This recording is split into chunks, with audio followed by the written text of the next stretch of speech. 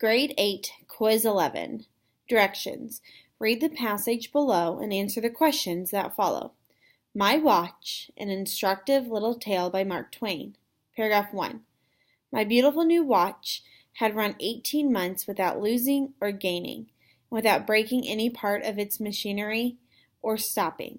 I had come to believe it infallible in its judgments about the time of day, and to consider its anatomy imperishable.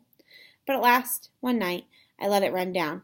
I grieved about it, as if it were a recognized messenger and a forerunner of calamity. But by and by I cheered up, and set the watch by guess. Next day I stepped into the chief jeweler's to set it by the exact time, and the head of the establishment took it out of my hand and proceeded to set it for me. Then he said, "She is 4 minutes slow. Regular watch. Regular wants pushing up." Paragraph 3. I tried to stop him, tried to make him understand that the watch kept perfect time, but no, all this human cabbage could see was that the watch was 4 minutes slow, and the regular must be pushed up a little. And so, while I danced around him in anguish, and implored him to let the watch alone, he calmly and cruelly did the shameful deed. My watch began to gain. It gained faster and faster day by day. Within the week it sickened to a raging fever, and its pulse went up to 150 in the shade. At the end of the 2 months it had felt all the timepieces of the town far in the rear, and was a fraction over 13 days ahead of the almanac. It was away into November enjoying the snow, while the October leaves were still turning. It hurried up house rent, bills payable, and such things, in such a ruinous way that I could not abide it. I took it to the watchmaker to be regulated. After being cleaned and oiled and regulated, my watch slowed down to that degree that it ticked like a tolling bell. I began to be left by trains. I failed all appointments. I got to missing my dinner. I went to a watchmaker again. He took the watch all to pieces while I waited, and then said the barrel was, quote, quote, swelled. He said he could reduce it in 3 days. After this the watch averaged well, but nothing more. For half a day it would go like the very mischief, and keep up such a barking and wheezing and whooping and sneezing and snorting that I could not hear myself think for the disturbance. And as long as it held out there was not a watch in the land that stood any chance against it. But the rest of the day it would keep on slowing down and fooling along until all the clocks it had left behind caught up again. So at last, at the end of the 24 hours, it would not trot up to the judge's stand all right and just in time. It would show a fair and square average, and no man could say had done more or less than its duty. But a correct average is only a mild virtue in a watch, and I took this instrument to another watchmaker. He said the king bolt was broken. He repaired the king bolt, but what the watch gained in one way it lost in another. It would run a while and then stop a while and then run a while again, and so on, using its own discretion about the intervals, and every time it went off it ticked back like a musket. I patted my breast for a few days, and finally took the watch to another watchmaker. He picked it all to pieces, and turned the ruin over and over under his glass. Then he said there appeared to be something the matter with the hair trigger. He fixed it, gave it a fresh start. It did well now, except that always at 10 minutes to 10 the hands would shut together like a pair of scissors, and from that time forth they would travel together.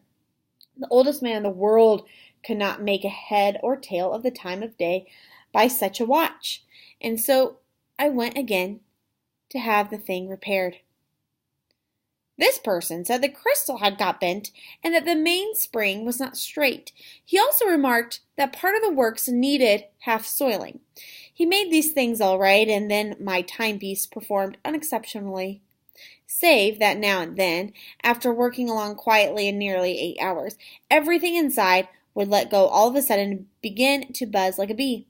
and the hands would straightway begin to spin around and around so fast that their individuality was lost completely, and they simply seemed to a delicate spider's web over the face of the watch.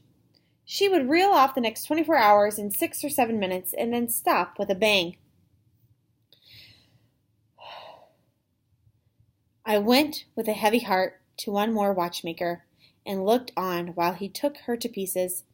Then I prepared to cross-question him rigidly, for this thing was getting serious. The watch had cost $200 originally, and I seemed to have paid out $2,000 or $3,000 for repairs.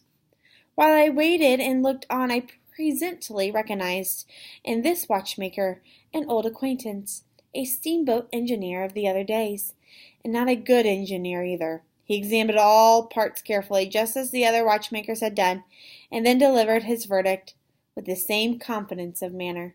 He said, "She makes too much steam. You want to hang the monkey wrench on the safety valve." My Uncle William used to say that good horse was a good horse until it had run away once, and that a good watch was a good watch until the repairers got a chance at it. Read the sentence from paragraph 10. The watch had cost $200 originally, and I seem to have paid out $2,000 or $3,000 for repairs. The purpose of this sentence is to A. Foreshadow that the narrator will buy a new watch. B. Describe in detail how the narrator ended up fixing his watch. C. Explain that the repairs exceeded the value of the watch. D. Justify the cost of the repairs of the watch. 2. What does paragraph 13 reveal about the narrator? A. He blames the watchmakers for ruining his watch. B. He believes his Uncle William was wrong about horses and watches. C. He thinks it is time for him to buy a new watch. D. He has decided to accept the watch as it is and will not bring it in for more repairs. 3. From paragraphs 4 and 5, the reader can infer that A. The narrator is absent-minded and disorganized. B. The narrator is nervous about having his watch tampered with. C. A correctly functioning watch is crucial to the narrator's life. D. It is better when the watch runs fast than when it runs slow. 4. Which detail would be best to include in a summary of the passage? A. Next day I stepped into the chief jeweler's to set it by the exact time, and the head of the establishment took it out of my hand and proceeded to set it for me. Paragraph 2. B. It was away into November enjoying the snow while the October leaves were still turning. Paragraph 4. C. It took the watch all to pieces while I waited and then said the barrel was, quote, quote, swelled. Paragraph 6. D. Then I prepared to cross-question him rigidly, for this thing was getting serious. Paragraph 10. Number 5. Read this sentence from paragraph 11. While I waited and I looked on, I presently recognized in this watchmaker an old acquaintance, a steamboat engineer of other days, and not a good engineer either. This sentence means that the narrator, A, has decided that he will only bring his watch to people he knows well. B, he has no confidence that his watchmaker will fix his watch. C, and the watchmaker are old friends. D, is certain that his watchmaker will be the only one who finally fixes his watch. 6. In My Watch, an instructive little tale, how do paragraphs 2 and 3 contribute to the rest of the story? Use at least 2 details from the text to support your response.